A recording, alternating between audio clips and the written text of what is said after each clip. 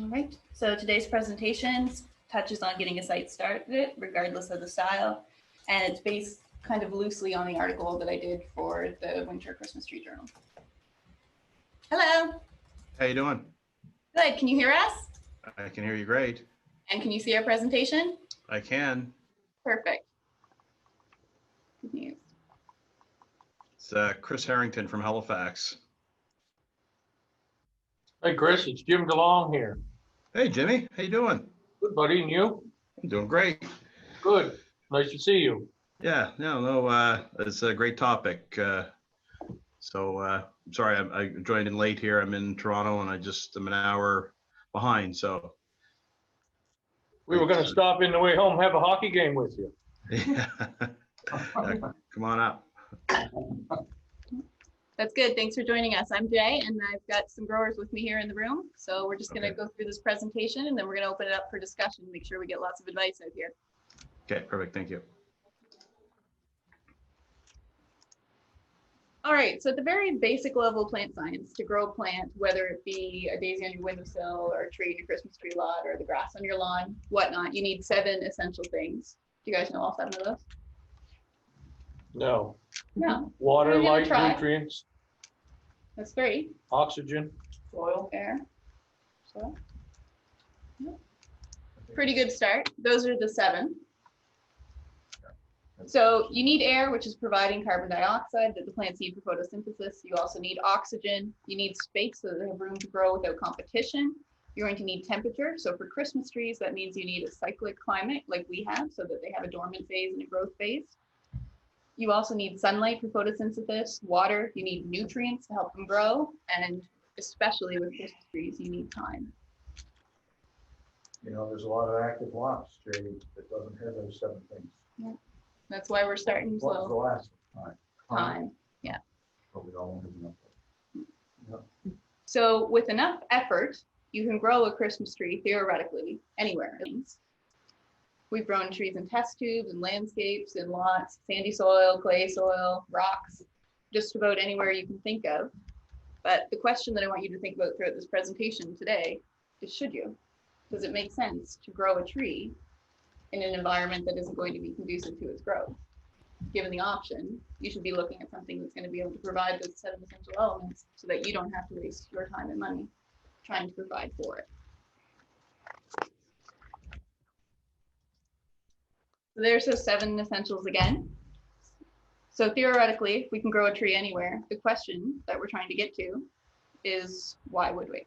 So given the option, assuming we're starting a brand new site, we should be looking for ways to hit all those elements. So what can we do to manipulate the environment for each of these individually?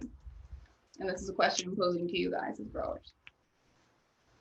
You can't do much about the air. The best way to manipulate that, and the number one important thing is to choose your site. Mm-hmm. So when you choose your site, your nutrients, which are your number one requirement, I'm going to say. If you've chosen a good site, you've already got that. Your sunlight is equal to your spacing. Mm-hmm. And so the other essential there that we can manipulate is timing. Not time to grow. But if you're talking about opening up a new lot, it's the timing of opening that. If you're looking at a lot with natural regeneration, you don't want to wait for that stuff to get 5 feet high. When it's 5 inches high, you want to be in there pulling and going. We can do a little bit with the temperature, depending on the aspect of the land. If we grow it on the north side versus the southwest side, it does make a difference when you get control for temperature control. Avoiding frost pockets. Yeah, absolutely. That's going to come up. So basically, we can manipulate all of these if we have a really poor site, but it's going to cost us time and money. The best way to do it is to find a site that is already using these. So out of that comes the wish list. The wish list covers the 5 major considerations when selecting a site for Christmas trees. Now, this one has been put together. It's a little bit modified from what came out of the Grower's Manual a few years back, and I'd encourage you to add to it if you can think of things that should be on there as well, because it would be nice to have a concrete wish list of what we're looking for going forward. So to start, the site should not be in a frost pocket. So sometimes that's hard to detect, but usually low-lying areas with tall or thick stands surrounding them. And sometimes you can manage this a little bit by cutting them out to change the airflow. A flat site is more desirable. Of course, you can plant trees on a slope, but it's a whole lot harder to get to them, as I'm sure many of you know. The exposure is also important. So eastern and northern slopes are best, because if you have trees on your south-facing slopes, they're more susceptible to late spring frost, and trees on your western slopes are more susceptible to wind damage. Then into the soils, you want to avoid wet soils, even if they're only wet for part of the time. Fir does not like wet feet. So you need to either think about how you could drain it or terrace it. But again, that comes into economics and how much you want to spend to renovate that site to make it ideal. You need a well-aerated soil. That is primarily a requirement for good growth. Deep, moist soils with high organic matter content.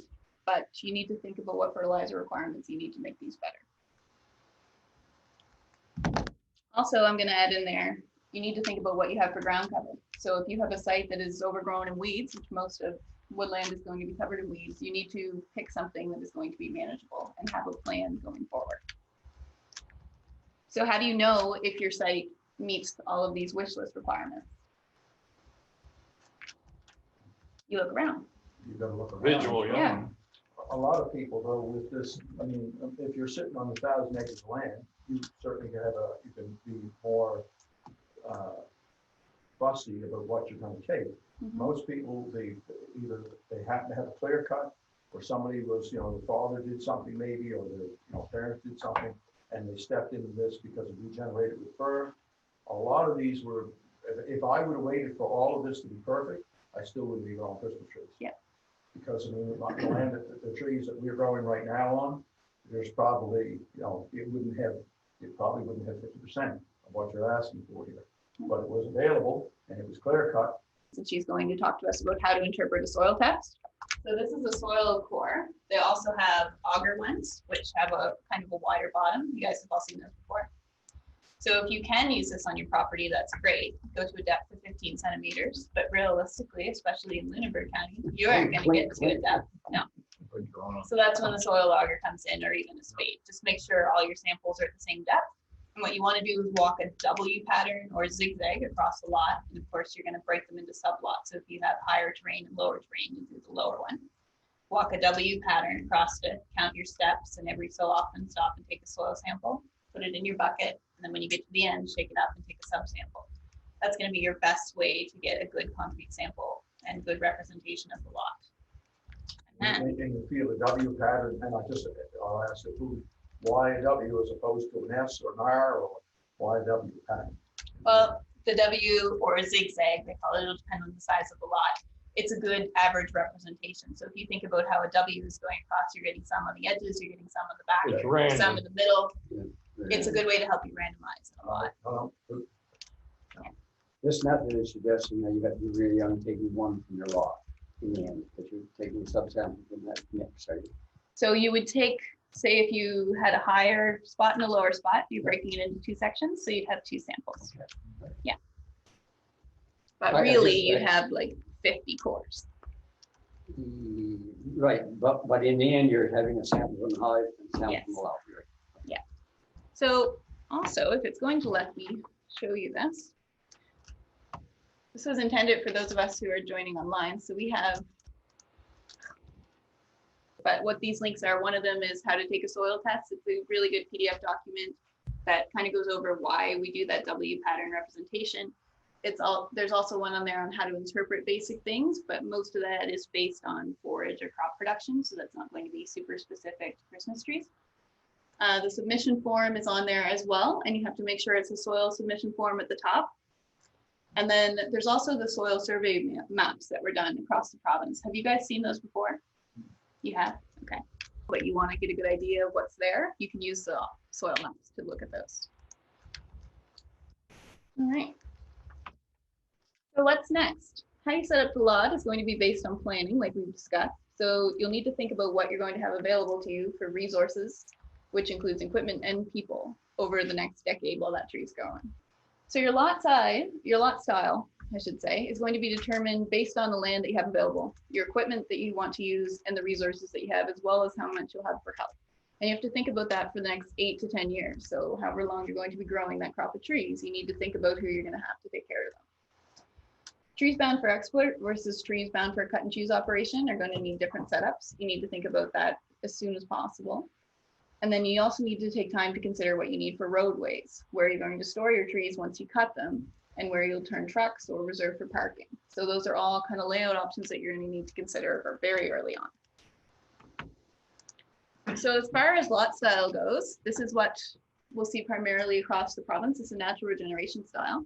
So that's balsam fir reared by natural regeneration, as you know, and desirable phenotypes will be left as your seed trees. So there's some advantages and disadvantages to this one, and I'm sure you can add lots more on both sides.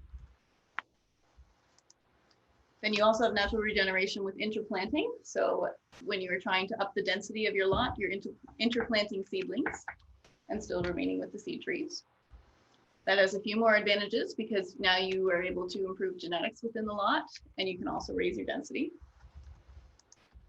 And then we have the plantation style. This is actually a Nova Scotia picture, oddly enough. So seedlings are planted in rows like a crop. It has advantages because you have more control over it, but it also requires more management in some cases. So that's another thing you need to weigh out if you're thinking. So options for creating new lots. First, selectively harvest woodland, leaving balsam fir seedlings to grow and repopulate. Second, selectively harvest leaf balsam firs and plant supplementary seedlings, which will speed that process up a little bit. Or finally, clear or obtain cleared land and plant seedlings in rows. And as you mentioned earlier, this is going to depend on what land you have accessible. The option 3, one of the biggest problems, and I've been on several plantations here in our area, in Lunenburg County, and the witch's broom and actually PEI, and the witch's broom in option 3 should be highlighted, or at least in prevents and hiding. There it is. The ground control in your plantation is your first step to control. Yeah, That's a good point. Another thing about plantations, I think a lot of times that where there are, and there's no real large ones, some village area, I guess probably the biggest problems, but generally we're attempting to put plantations of fir on land that was marginal for anything else. And I think we're dealing with issues with soil conditions and drainage and all that too, that makes it the effort, the required effort. You need more of it than you really need to, because it's marginal sterile. Absolutely. If it was good land, it would already be in something else. Right. Yeah. Okay. All right. So once you have your lot style in mind, you need to do some preparation for planting. So you're going into a field, you need to either till or spray out a row so that you have the clean space to plant your seedlings into to avoid competition. If you're going into the woodland, your site prep is going to be clearing out other tree species, controlling ground cover, and managing your soil conditions to give your seedlings the best chance. Once you're ready to plant, you need to think about what equipment you have and the people you have. Again, I keep stressing that because it's such a long-term planning project. You also need to plan ahead to make sure that you have seedlings available and to decide what age you want your seedlings at. So whether you want the small jiffy pots or you want some transplants, and you need to work with your nursery to find out what is available. When you're planting, you need to have a density goal in mind as well. So for most growers that I talk to, they aim to be over 1,200 trees per acre. That's kind of the goal number that they throw around.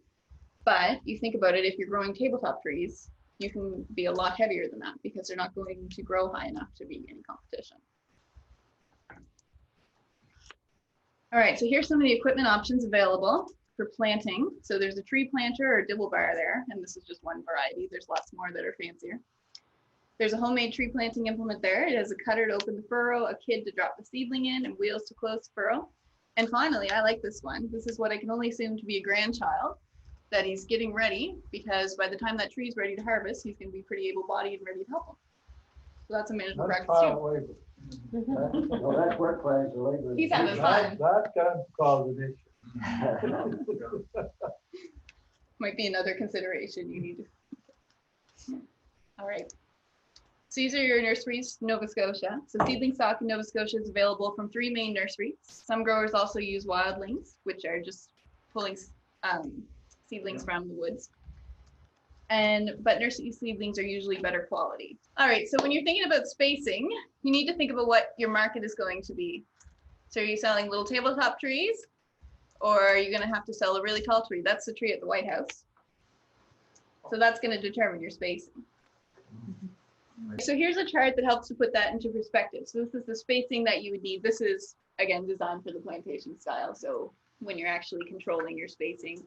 So this is your rows and your distance between seedlings. That'll give you your density per acre. So you got to be pretty well at 6 by 6 or less to get over that 1200 number. All right, and then once your planting is done, you're just into maintenance. The capacity in which you take care of those seedlings over the first couple of years is going to determine how well they do into the future. So it's important that you give them those 7 essentials we talked about at the beginning. And this is what that looks like in terms of some management practices. So you need to control your ground cover, competing vegetation, limit browsing if that's applicable in your area, provide adequate nutrient based on what is present in the soil, and we'll talk about that next month, and encourage water retention by building your soil organic matter, prevent pest and disease damage by cultural practices. A point here I'd like to make for because this is for new growers coming in. If they're looking at a lot and they're going to plant seedlings, one of the things I would recommend, and people make comments on this as well, but do not plant that lot full in 1 year. Break your planting up. Any new lot, you should be trying to do blocking in it. And plan your market. Because if you have no intention or no idea where you plan to sell these trees or wait more to plant them, you bring these trees on within 2 years that they're ready to go, and you're into a tight, trees maybe aren't in vogue as much as they were or what have you, it really becomes difficult to move, an extra 10 or 15,000 trees. Now, not so much. Yeah, so again, for me, the timing is pretty good. I have a small farm in Digby County, about 10 acres of field planted, and yeah, we have our share of witch's broom for sure. Although it's fairly controlled. So I have some natural stand that is funny to also hear, somebody logged that area 25 years ago. We saw all these fir trees popping up. So let's take on that area as Christmas trees, but never an area I would have chosen. It's hilly, holes, rocky, side hills. It's terrible. But it was there, and it had been cut 5 years before I started to thin it. So now I have a bunch more land that I'm thinking of clearing some more acreage and being able to choose, my area. So that, that said, we're starting from scratch with needing to do some clearing. So I guess a question I had, one area that I'm looking to clear is fairly mossy, not necessarily wet when you're walking through it, but mossy. Like, is that, like, once you get your, your area cleared and whatnot, like, is that something that's going to sort of dry up and not be, does that mean it's bad growing area, or is just, it's really hasn't had enough sunlight in there and it's got. Chris, is it side hill? Is it flat land? Oh, it's very flat. You're likely into quite wet land. Yeah, if there's a brook or a stream, maybe from that area 1,000 yards away, but it might be a little low there. It might be good for rice. Yeah. If you Keep cut that in that mind. off, Chris, if there's any wood on it now and you cut it off, what you're going to have is a flood zone in the spring and a flood zone in the fall, because you get the extremes once the vegetation's gone off of it. Yeah. Just something you may want to be watchful for, because that is very prone when you're taking the timber or wood off that land. You get those extremes in the spring and the fall, and the summer dry as a bone. Yeah. Now in that one area of the 50, 60 acres I've got there, it dries up, or it's less moss in other areas, but where I'd like to start, which is really close to where the road goes in, that's one area that I noticed, was more mossier than the rest. So, I have options. Just where I noticed it was mossy is kind of where I'd like to start.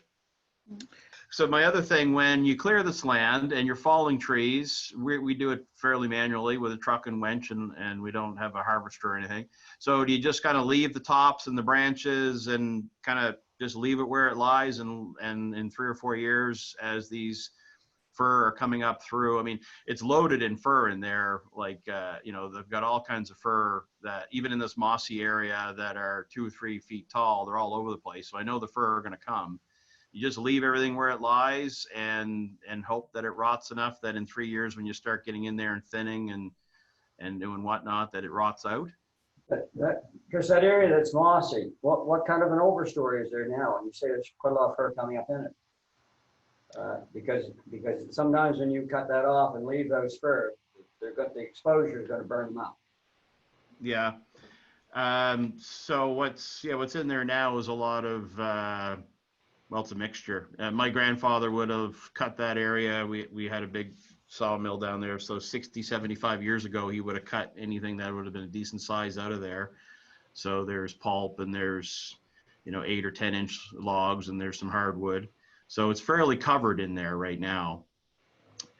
And if those ones do burn up, then I guess, I've got the opportunity to, but that's the other thing too. When you leave your branches and whatnot, does that help the cover to kind of keep them a little sheltered for a bit? Chop it up fine. The finer you chop it up, the closer it'll go to the ground, and the nutrients should be returned back to the soil sooner. Yeah, so no need to try to pile stuff up in places and do the extra work to try to clean as you go to make piles or anything. Just leave everything where it lies after you limb a tree. You may want to do some of both. I mean, if there's a particularly good bed of balsam fir, you don't want to leave a whole big bundle of brush on top of it. Sure. I would, then try and perhaps, it depends. Is it, if it's something there that you can see a future in, I would sort of keep the brush off of that. But in other places where it's sort of more random, you could just chop your brush up fine, and I think you'd be okay with it. Yeah, so make a few extra cuts as you're limbing. Yeah. Shorten stuff up. If you've got some spaces where the sun's been getting at that fir that might be 2 or 3 feet tall, there's a good chance that'll survive if you don't smash it up bad in your harvest. Yeah. Yeah. If there's any mature fir there, and I'm saying that looks good, you can leave one of them every so many feet, and they will help produce shade. And that it may not seem like a lot, but they help keep moisture going because their root system is still intact. Right. Bit of seed too. Yeah, just pick the best and try and spread them out a little bit. Right, some 10, 20 footers or something that are already there. If they're healthy and they look good, yeah. Okay. And it don't hurt to leave a hardwood tree or two in there. I know Collins used that there, and he said that's helped with regeneration. Right, yeah, a little bit of shade. A little open it, but you want a little shade on it too, and then maybe 5 years down the road, when you've got your catch on the bottom, you can take the hardwoods out. Okay. Is there any grants or funding or anything for Christmas tree growers that are like doing this and looking to put in roads or bridges or anything? I'll answer that in a second. I just went back to show you Colin's lot that they were talking about with the hardwoods left. Yeah, okay. That's a picture there. As far as funding, are you a registered farm? Yes. Then the Small Farm Accelerator Program is a good option. So I've got a couple of discussion questions here, just because I thought these ones would be fun to kind of bring to the table. But we're going to go around. You're welcome to answer these if you want to, or you're welcome to touch on some other comments that you have that came out of today. Well, one of the critical things on just, what would you change? That one of the first things you've got to establish is your road system. Mm-hmm. What people tend to do is work with the trees they have available in the lot, and first thing you got a tree in your way and you don't want to cut it because you're going to harvest it the next couple of years. You should have your road system there. And if you do that before you decide, if you destroy a few little seedlings, you're far better off to do it than when they get bigger. You hate to cut it, really hate to cut them down then, but you've got to have a road system that is accessible. You need a main road system that's going to allow you to be in there even when it's a little wet and fall. Some of the side ones are not quite so important because you don't travel over them near as much, but that main system has to be in a condition that you can travel over even in a wet fall, because it's very difficult to maneuver around otherwise.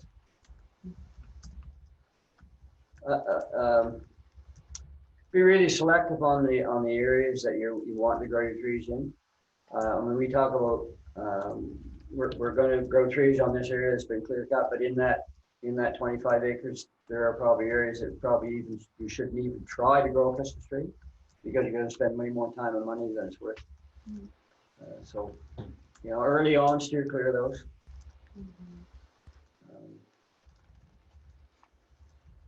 And try to get it all started when you're young enough to enjoy it. I guess we have to remember that if we're planning our rotation times, like a lot of things can happen in 10 years' time or longer. Yeah, my 80-year-old father doesn't participate in the planting anymore. Doesn't find it too encouraging.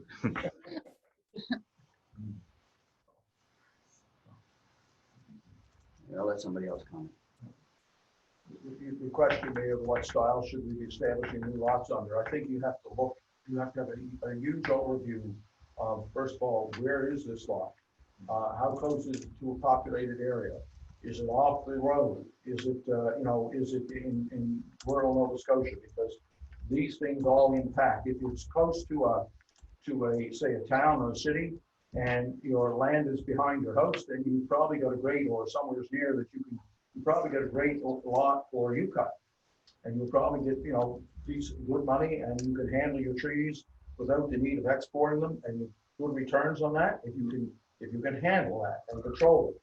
So it should be site specific. I think it should be. If you've got to drive 30 miles off on a road, then you're going to be in the export market, and you have to look at this at tractor trailers and whatever, because nobody's driving that far out there. You will never survive trying to run a U-cut on 75 acres. That's 35 miles, on a dead end road. You're not going to be successful. So you have to look at where's this lot, in its location, and what other features might be around me that will impact me. And certainly a huge, 10,000 people here that all celebrate Christmas is a huge asset to you if you're within 5 miles of that area, for example. But it has to be controlled, because I know some people right now with U-cuts that have just gone off the charts. They have got terrible problems. What are some of the things you wish you could change about your lot? Well, road systems, as Richard said, I wish that my road system was in the middle of my lot and not using the old woods road that they used to harvest it with, because I have some places that's within 30 feet of the road, trees are growing, and then there's other places that I got over a 200-foot drag to get the trees. So the road I should have hit the bullet and put the road right down through the middle and been done with it. So that's something I wish I could change. And some of the new things I'd like to try in another lot, new things here.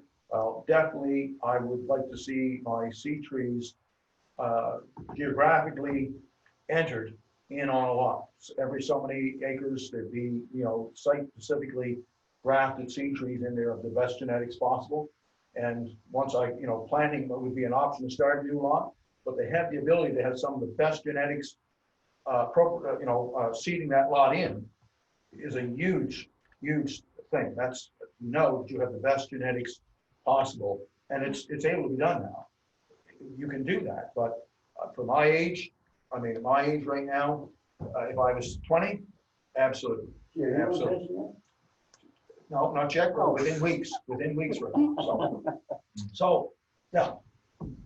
Yeah, I was just thinking some of the things that a fellow does and has done stupid over the years and inexperienced, that kind of stuff. But if you got a slope or a hill, it sure is hard pulling trees up the hill when it's cut off.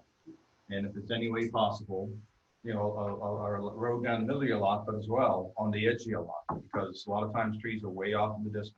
If you're scratching your head wondering where the shortest road is to town or to get this tree out, you don't have enough roads and that sort of thing. So, definitely think lazy when you're there.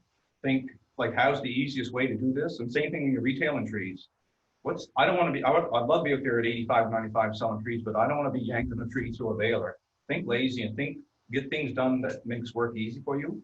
Because I'll tell you, at the end of the season, when you're beaten up, and it's like the Stanley Cup playoffs, you got your elbows taped up, your fingers taped up, and this kind of stuff. It's a hard sled. So try to make your work easier Even if it's in your retail lot, you know, don't be pulling trees through balers. Just say you one good yank and your back's out, you're done.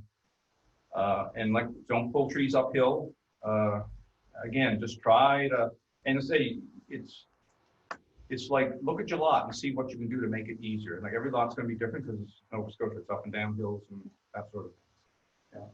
Yeah. Write out a piece of paper. That's smart. Yeah. Think smart and think, think lazy.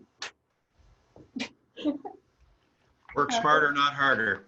Yeah, Yes, that's it. exactly. There we go. Yeah, so, hi, Chris and Tim, Mike Kenny here. I'm gonna go right back to what Richard brought up first, it was about the road system. And with working smart. Most of us, wait to put a road system in until we see what's happening and we wait on money to do that. And that costs us money.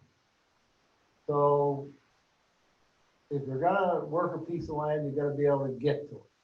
And when you're walking instead of driving, it costs you money.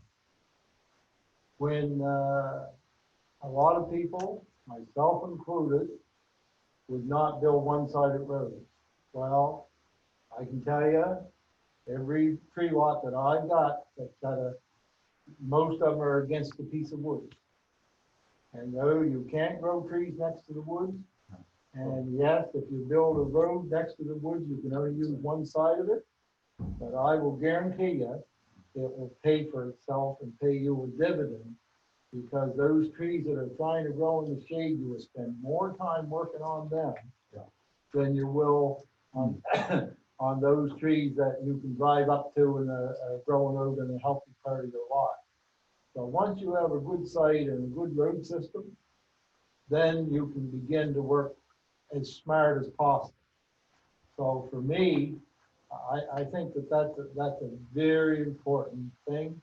Right after that, you need to get your ground control done. If you get your ground control done, your road system is again paying its dividend because it puts you into the lot, not on the end of it, not on the side of it, but into the lot. Chris, you brought up about your tops on a new piece of ground. Yeah. You need to junk those tops up in pieces. No, they gotta be limbed. And they should be pieces no more than 2 feet long and flat to the ground. Okay. It will take you more time to do it, but it will avoid those young trees growing up through them tops and you trying to fix them up. And you can't work in butter. So anyway, just a couple things. What we're trying to do now, I had this discussion with Jim on the way up. I'm trying to get my lot set up so I can avoid power saw work, except for cutting trees. Yeah. I don't want to be in there cutting bushes, doing thinning, doing anything with a power saw except cutting trees. So Yeah. that's So something you're to- saying with your road system, it can be advantageous to have a road system around the outside of your trees as well, so that it keeps really from the trees growing in those areas that are going to be ending up with shade from the cover from the forest. Absolutely, very marginal production in your shade. So it's 15 or 20 feet that you're guaranteed you're not going to have a tree there. So that's that much space away that you're going to get light to it. Then arteries. And the other thing is, like I made the comment, you can drive way easier than you can walk. Like when you drive and get out of that truck and start working on the side of the road, you're productive. When the man kills his saw, he's not productive if he's got to walk for 3 minutes or 4 minutes or 5 minutes to get his gas and oil. So it's about productivity. Anyway, good luck.